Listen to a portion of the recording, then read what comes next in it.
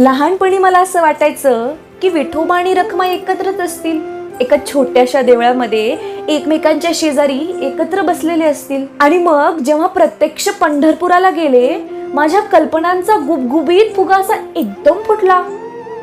बघते तर काय, रखुमाई वेगळ्या देवळात आणि विठोबा दुसऱ्याच गाभाऱ्यात. आणि क्षणात तसं वाटलं की हे असं कसं.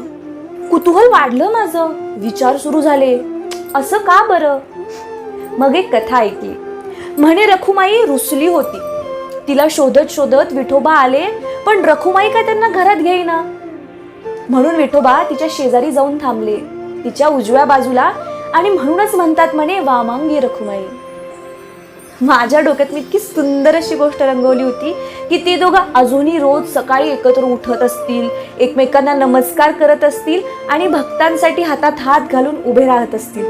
पण इथे काय, रुसवा, दुरावा, गैरसमज आणि थोडा अभिमान. पण थोड्या वेळाने उमजलं की ते दोघे वेगळे राहतात, पण एकमेकांच्या आठवणीत, एकमेकांच्या ठिकाणी नसूनही एकमेकांच्या मनात. तेव्हा जाणवलं, हे फक्त देवांचंच नाही, आपल्या माणसांचं पण आयुष्य असंच असतं ना. कधी आपल्यालाही वाटतं की नातं अगदी एखाद्या परीकथेसारखं असावं. मग वास्तव्य येतं आणि खटकवून जातं की नातं एकत्र असण्यात नसतं, तर भावनेच्या खोल प्रवाहात असतं. कधी दूर असूनही जवळ असण्यात असतं, कधी दूर असूनही जवळ असण्यात असतं.